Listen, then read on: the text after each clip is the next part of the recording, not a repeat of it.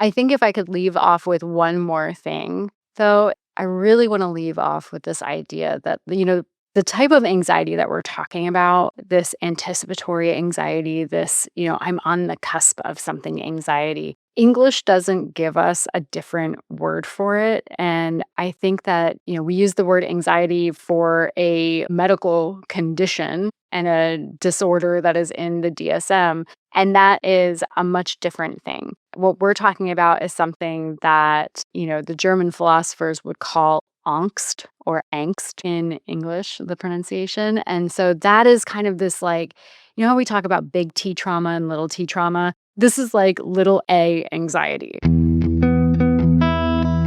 Welcome to The Intimate Philosopher, where philosophy meets intimacy and life's biggest questions finally feel at home.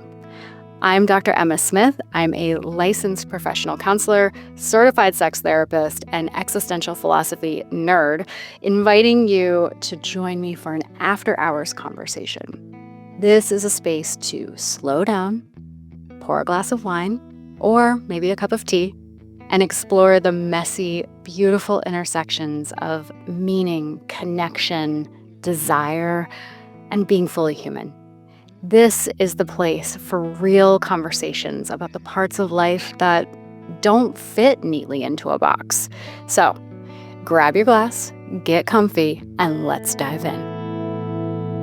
Hi, friends, and welcome back to The Intimate Philosopher. I'm your host, Dr. Emma Smith, and I'm here today with my favorite co-host, Dr. Olivia Stellick. It's great to see you. It's great to see you. I just got back not too terribly long ago from it was only a week, but it felt like a much more significant chunk of time. So it's great to be back and to be, regrounding after being unplugged for a while. So how was it back here?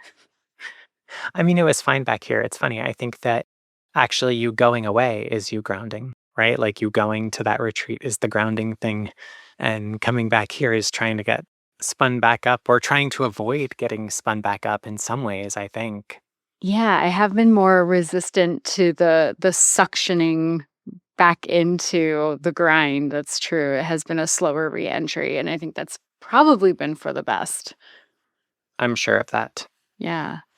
Well, so I came back armed with some of my favorite data. So, somebody mentioned something while I was out there, and it sent me down a rabbit hole of looking at research. And I found out there's this fascinating research that apparently comes out every year about sex and when people are having sex. And out of this, I realized, you know, we kind of make some assumptions about, by age 30, there's certain experiences that we just assume that people are going to have. Like they're going to have their first kiss, they're going to have been out on their first date, they are going to have had their first, I don't know, heartbreak, or at the very least have dated somebody that they go, oh, not that. Um, and actually, the data is telling us that in the last 10 years, people are waiting much longer time frame to have some of these kind of watershed cultural moments. And I thought that was really interesting. So you're not talking about when during the day people have sex, whether at morning or night, or what time of year. You're talking about when in the course of a person's life they start having sex or start having Yes. more sex or less sex. Yeah, when they start having sex, like just Okay. period. So, okay, so according to, let me get this right. So it was the National Survey of Family Growth, and that is published by the CDC. Um, it showed a shift in sexlessness in the US by both men and women by about 10 years. That means that people are, on average, waiting to have sex 10 years longer. I mean, waiting is maybe an active word, but people are starting to have sex 10 years later than they used to. When was the last time that was? Like, Yeah. compared to when? So compared to like the 2013 numbers. So, okay, hang on. Let me get my papers here. Okay. So, it used to be that we were talking about people having sex and starting to have sexual contact. Now, of course, they weren't saying it didn't go into the granularity of like what kind of sex, right? Sure. So, but this was about people, delaying sex until roughly around age 26, as opposed to when we were talking about people back in the day and like, it being around 16 that people were having their first sexual experiences. That's a pretty significant jump. Yeah. So, sexlessness, when they looked at the 2023 data, which is the most recent data, yes, I know it's 2026, but research takes time. And when they looked at the 2023 numbers compared to the 2013 numbers, they found that sexlessness in men rose from 4% to 10% over the last 10 years, and women from 5% to 7%. And then when they looked at in the last like 12 months of those survey years, the people who had not had sex in the last 12 months rose from 9% to 24% in men and from 8% to 13% in women. Interesting. What do you make of that? Well, I mean there's probably a lot of different factors going on, right? Sure. And one of the things that everybody kind of points to recently is, well, COVID. Well, COVID's throwing off the numbers. And I thought that too, if I'm being honest. But when I looked into it, it looked like actually the first spike in these numbers was in 2017 to 2019. So it's before COVID. I would imagine that some things like women's reproductive health care would be an issue. I think that probably the rising cost of life. There was I don't remember if it was in that survey or if it was another survey. They said that the average date is $213. What? Yeah. What average people are spending $213 on a date? I don't know. Certainly no one I was dating. That seems like so much money. Yeah. Yeah. Although I will say, and we can edit this out, you spent a lot more money on our first date. I mean, I did, that's true. Well, if you decide to keep it in, I will tell people that you bought me the most beautiful motorcycle jacket so that we could go riding, and it is still my favorite jacket that I own to this day. Hmm. So, yeah, that was a heck of a first date. It was a heck of a first date, that is true. So, okay, so anyway, back to the topic at hand. The reason that this is relevant is because I was thinking about how if I wasn't aware of this. And of course, I was at a retreat with, a group of therapists, and we were talking about how this was surprising to a lot of us. And, we talked about devices, right? People's like wireless devices, everything is very contactless. And that might be post COVID, like how many things did we used to have to do in person or, meet and greet with somebody that we no longer have to do that with. Sure, and I think the fact that a lot of the social media is designed to be addictive. Yeah, So it sucks people in a way that, I think we've always had distractions, whether it's, newspapers or books or TV or whatever out. Like there's always something to distract people, but I think there is a difference in the intentional addictiveness of that. So that seems like it could be a factor for sure. absolutely. And when you think about the number of people who are using AI as dating companions, that will be its own episode. We can't even just go down that rabbit hole because that's its own thing, and it is on the rise. And I recently attended Esther Perel's sessions, and one of the things that she mentioned in one of her talks during that weekend was about how, people used to deny that they got divorced, right? Like back when she first started seeing people in her career, she was talking about like people used to be super ashamed of being divorced. And then I was thinking about for me, people used to lie about meeting their partner on dating On the apps. internet. Yes. Yeah. Right? Like, there were people I was friends with for years as a couple, and they very sheepishly were like, "We met on Match.com." And I'm like, "You should be shouting that from the rooftops. That means it actually worked." Right? Yeah, absolutely. Yeah. And, and now it's just part of the cultural norm. Yeah, I don't think we even think twice about that. Nobody, I mean, maybe people do. I've never heard anybody like it's just not even a thing. It's I not don't think important. s No, I think at minimum in the last 8 years, I haven't heard anybody say anything about dating apps.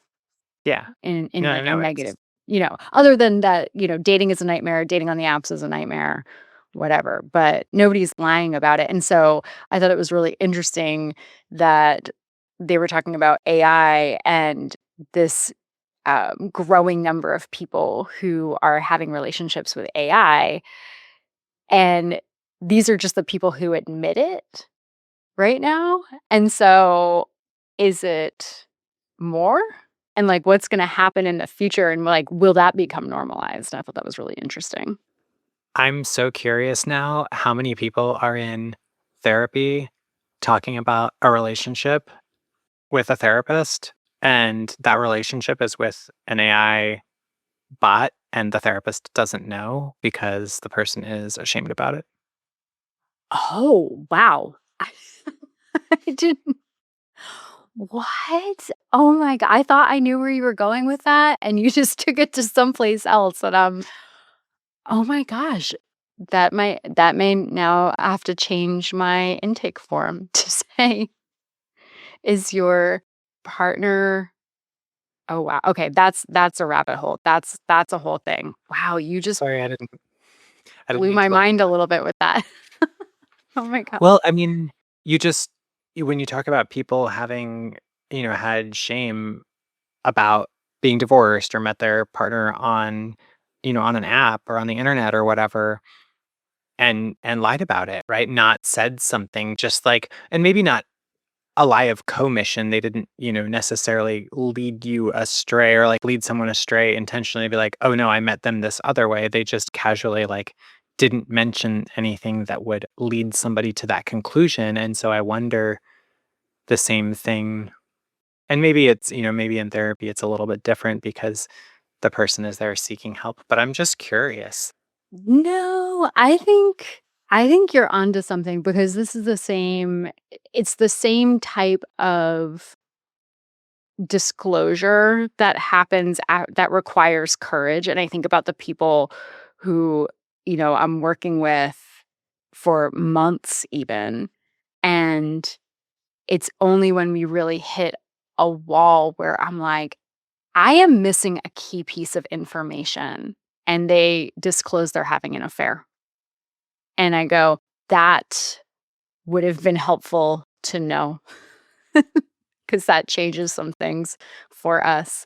So, I could totally see that being, something that comes up, Well, I'll right? be curious to know what you discover and explore and talk with your other therapist friends about. Oh my goodness. Well, this is great because I am absolutely going to talk with my little therapist circle about that, and wow, alright.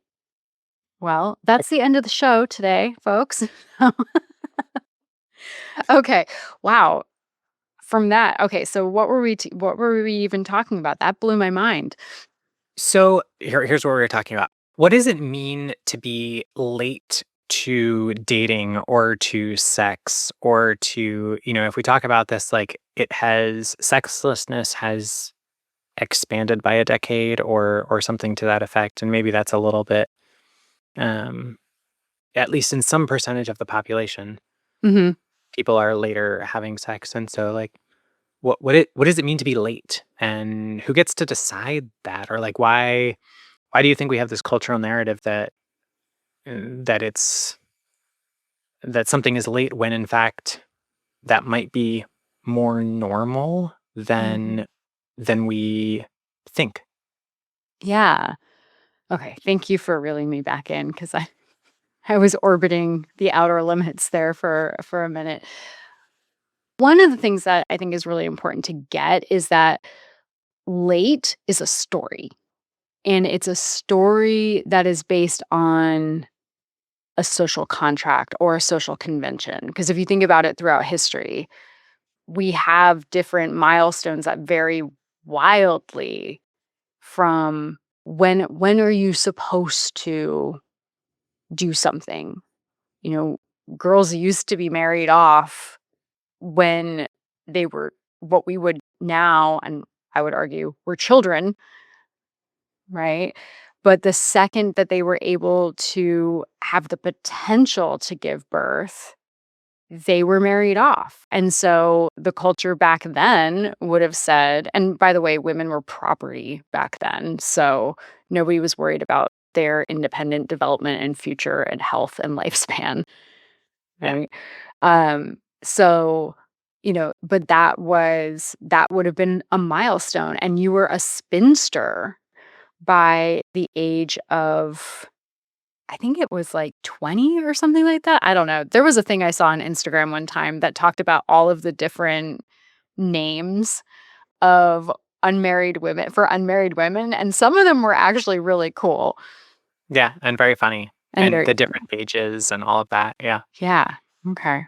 Well, so I think part of it is that, and then it also can vary by region too, even in our contemporary world, right? So like I grew up in the Northeast, and when I think about the women that I saw who were in, their late 20s and they had finished their education and then they were getting married, like that was normal.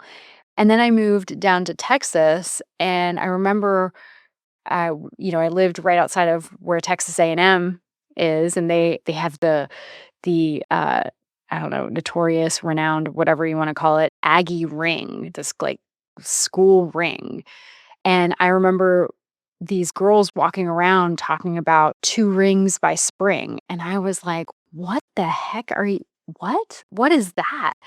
And they had to explain to me, very, very exasperated too, like, "Oh my gosh. Okay, explain to the northerner why this is a big deal." And it was about being engaged the same year that you got your college ring. And my mind was blown. And then I worked with a client a couple of years ago. I say a couple, it was probably closer to 10 now, who had grown up in the LDS church and had attended one of their big universities. And she had told me about married housing in undergrad. I'm sorry, what? Yeah. Like they had married housing and like married dorm rooms for couples who were married. I just said the word married so many times. I can't I mean, I went to college where people weren't allowed to be married, so I can't even comprehend that. Like, WUT, what? Yeah. Yes. That's so funny. I'm thinking about, does the University of Scranton have a policy on married or unmarried undergraduate students? I bet they don't, because I bet it was never an issue. Like, Yeah, that's fair. That's fascinating. fascinating. Fascinating. So, anyway, so there's this cultural story that we have, and I think it's relevant to talk about, and maybe we're going to have to talk about it in two parts, not sure.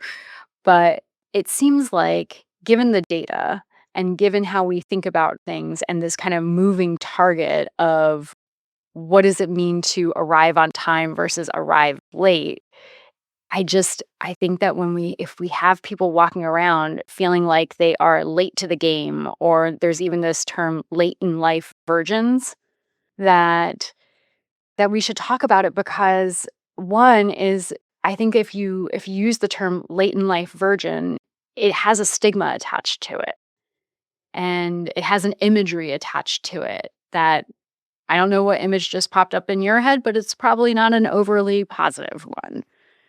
It's like a geriatric pregnancy if you're, over the age of 32 or something, right? Is that a real term? Oh, you haven't heard this? Yes, No. that's a real term, and it's at some ridiculous. I don't know that it's 32, it might be 35 or something, but it's in young people, but they call it a geriatric pregnancy, and, yeah, we have these, like we say that, like, women are late to have kids too, and late compared to whom? Like, when you're ready or when it's the right time, but I Yeah. think you're right that if we call it late, that has an effect on people, right? Words matter and cultural expectations and assumptions, whether they're true or not, they have an effect on people. Mhm. Yeah, absolutely. And so I wanted to bring this up because I think that one, I don't believe that people are broken. And, when I was thinking about it, I was like, it's more like they're off script Hmm. or, right, like kind of operating outside of the expectation. But also, if you look at the expectation, it looks like the rest of us are reading off an old script because human behavior isn't matching what we're saying. And Yeah, I thought that was interesting, and I thought it was worth talking about. I think that is. I think it matters. It Yeah. occurs to me that if somebody is having, kind of fundamental or foundational or like I don't know what the right word is exactly, but like developmental, like these significant life experiences later than their peers maybe or later than average or later than the story that they were told, right? um like what effect does that have? Because obviously, like, there are folks who, you mentioned where you grew up, they probably didn't expect to get married or have kids or potentially even have sex until later in life, because and maybe they were having sex while they were in grad school, who knows? Mm. But um but their timeline for something was maybe different, and so it doesn't have the same impact. But if you grew up thinking that you were supposed to be, married or with kids or having sex or in a relationship or whatever at some early age, or if you just were in a time period or in a place where the zeitgeist was like it was cool if you were, or like to be one of the cool kids or something, that mattered. If you weren't having sex, you weren't as weren't as cool or something. Mhm.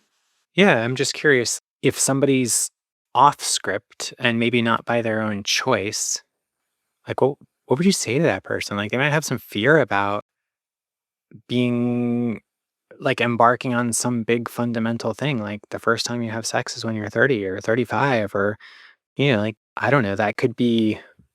I think dating by itself is pretty nerve-wracking for folks in a lot of ways. What would you say to somebody? Yeah, well, there's a couple things. So one is I think, I distinctly remember sitting across the therapy room from someone who had this experience, and they were saying, and more than one person has said this in, 14 years of doing this. Um, but this I can see the room that I'm in because it just broke my heart where, there's this question of who's going to want me now? Hmm. I know. And I think that was the first time I was really aware of the damage that this myth of late, or this myth of this like watershed moment, in the words of my mother, right? Sex isn't special, squirrels do it. Like, it's like, I mean, and she was talking about, like, the physical act itself, right? And this idea, I think her point was quite different in that, she was like, "You wanna make sure that you experience this with somebody special to you because it's the relationship that makes it special. It is not this biological act. The biological act is actually quite common," But Sure. w as we both know, she has a knack for just cutting straight to the chase. Sure does. And, I 100% absolutely have told clients this story because it's disarming, and I think that's the first thing is saying like, "Hey, this I understand that you feel like you're on this precipice and it feels really insurmountable, and here's some humor to go along with the ridiculousness of what we're talking about. And people have heard me talk about how, sex is ridiculous and bodies are weird and they make weird noises and all of that kind of stuff. So, but for this first, physical experience, I think that part of it is talking about, people talk about being ready. Am I ready to have sex? Am I ready to kiss someone? There's a lot of interesting readiness milestones out there, but I think the thing that I usually end up talking to folks about is separating wanting something and being ready for something because you want it from competency. Hmm. And are you ready for something? Like most of my folks are not going to feel ready for something unless they're pretty darn sure that they're going to be good at it. Because most of my folks are good at many, many, many things. That's funny. The idea that like there's some like cognitive dissonance there, or there's like something that gets people being in their own way, right? Like, how are you going to be good at something you've never done, right? Mm. Like good in I'm using air quotes here, good when like sex is always awkward, not in a bad way, but in like bodies are weird and wonderful, but they're weird. And you put a couple of them together and then there's double the weird. There's double the wonderful, but there's plenty of weird too. And so I don't know, I like your idea of this um readiness in terms of wanting, not in terms of competence. Yeah. Well, and don't get me wrong, like there is a space to actually talk about readiness as in competence in do you know how to do this safely? Sure, Right? sure. Like Yeah. that's separate. Well, I want to say that because I think that sometimes that's the part that people forget to think about in terms of readiness. They think about prowess. Mm. And there was this is just gonna be we're gonna have to do this in 2 parts because there's just so much to this. I don't know why I thought that we could do this in more than 2 parts, but I'm gonna hit you with some more statistics. Are you ready? So, this was from the Singles in America survey, and it's put on by Match.com, which we had mentioned before, not a sponsor of the show, although if they want to, they could be. Um, they collaborate with the Kinsey Institute on this data. So this was really interesting. Their most recent findings, they said that 52% of daters say that plain sex or vanilla sex is a deal breaker. That I don't know what to do with that. Mhm. Well, it gets better. 64% of Gen Z says a partner being content with vanilla sex is a deal breaker. She's making So the faces again, people. making so many faces. So all of the Gen Z kids, I say kids, they're probably like in their 30s. Um, but all of the Gen Z kids are out there having kinky sex. Is that what I'm supposed to? And if they're not, then you're not desirable. That feels like a group of people overestimating their non-vanilla-ness. Yeah. Yeah. But also think about like this is why it's important to say like the readiness piece because there is no such thing as safe spontaneous kink. Right? Isn't that And the so if truth? you have 64% of people saying vanilla sex is off the table, I'm like, okay, great. So what is the in-depth, like wildly specific conversation that you are having about consent and pleasure and who's doing what to whom and for what reason and how do you want to feel during and after this and all of these kinds of things because I'm pretty darn sure that 64% of people who want to not have vanilla sex are also not able to negotiate that conversation. Yeah, that feels true. I'm also curious in this moment about like what somebody defines as vanilla sex. Like, if we talk about words having meaning, that word doesn't have any real meaning. At least not to me. I don't know. I'd be curious about that. Yeah, I would have to look deeper into it, but it was just one of those where, we're going through and we're talking about this, and it's like, "Oh my goodness." Can you imagine being on the cusp of entering into the dating world, like, whether it was for the first time ever or even because of divorce or widowhood or something else, and being and seeing these numbers out there? Like, no wonder people are, like, just, so nervous about it. Those are some daunting numbers. Yeah. Yeah, they really are. Yeah, and so, some of this being ready is, I think, being figuring out how to be grounded and settled into, what is it that you want, and who are you looking for, and what is it that you would like to have out of these dating experiences? Because at a certain point in time, like, you have to just kind of not worry about the rest. We were talking last night. I finally figured out why I had been attracted to a certain group of people over the years.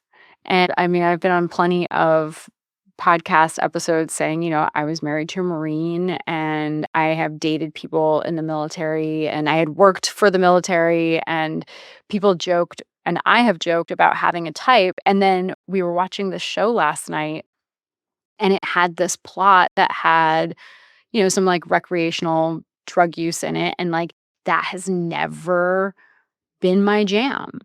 And I said that to you, and all of a sudden I said, "Oh my gosh, that's actually why I think I dated so many people in this kind of narrow scope, is because I didn't do any types of substances beyond alcohol, and I had a security clearance, and so, like, that couldn't happen, and I couldn't really be around it, and so people with that similar background didn't they didn't have to question me on that. It wasn't gonna be lame to be like, "Oh, hey, I don't do that." Like, they got it because they had to, and I just think that's so interesting. Yeah. It sounds like maybe what you're saying is you gotta find your people. You do have to find your people. Yeah. What a beautifully succinct way to say that. Thank you so much. Well, when we're talking about I think I look at this through the lens of, you know, obviously some people listen to this podcast just because they're curious about what you have to say about things. But somebody might listen to this podcast who's in this position, who is, uh, air quotes, late in life to have sex and wonder about that. And I think that there is this like, if you are that person, like, what are we saying about that? And I think everything that you just said is this beautiful encapsulation of you got to find the right people, right? Because Mhm. there are going to be people out there who are your vibes, right? Who have the same values, whether that's because of an employer or because those values are internal. I think that like that is a big part of dating actually is finding your people, finding there's an idea of a type for a reason because we tend to gravitate towards some factors or some things Mhm. about people. And so I don't know, I think it can feel very mysterious, this idea of like, how am I going to find the right one? Or if there's pressure to participate in something early or to have sex early if I'm not ready. And um, there's also a lot of other ways to look at it and to say, like, you're going to find the right people. And like that can be part of the experiment of dating is like, who are my people? Like, who are the Mhm. people that I wanna find.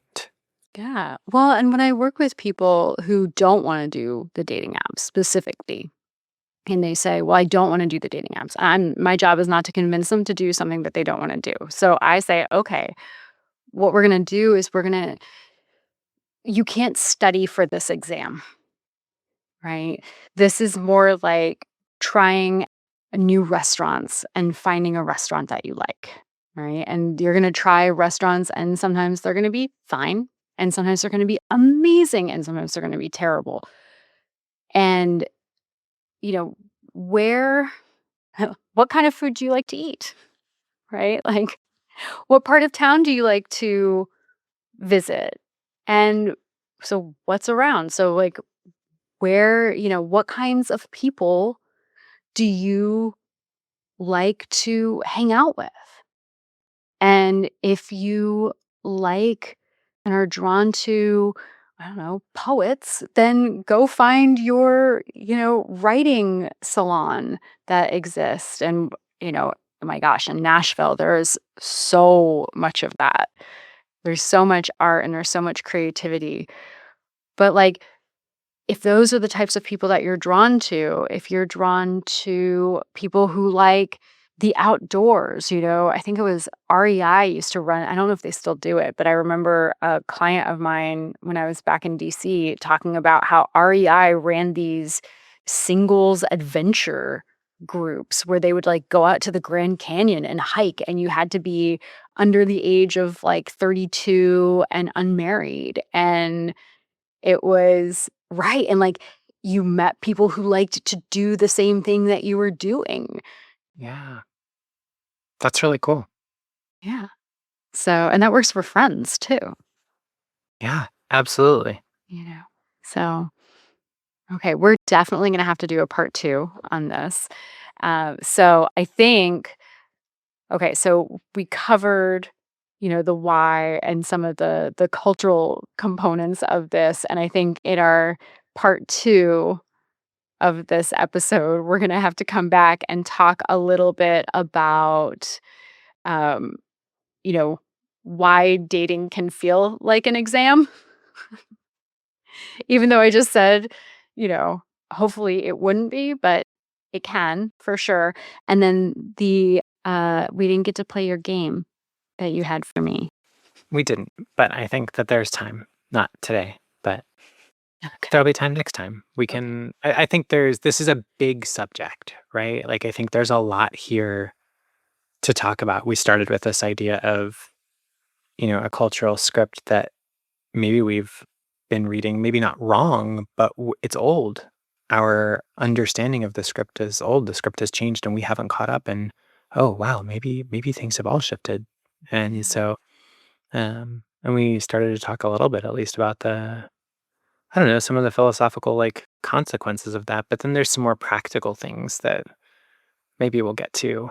Um, I think if I could leave off with one more thing, though, is I really want to leave off with this idea that, the type of anxiety that we're talking about, this anticipatory anxiety, this, I'm on the cusp of something anxiety, English doesn't give us a different word for it. And I think that, we use the word anxiety for a medical condition and a disorder that is in the DSM.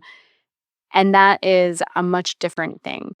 What we're talking about is something that, the German philosophers would call Angst or Angst in English, the pronunciation. And so that is kind of this like, how we talk about big T trauma and little T trauma? This is like little a anxiety. So it's this angsty kind of, is it butterflies? Is it nerves?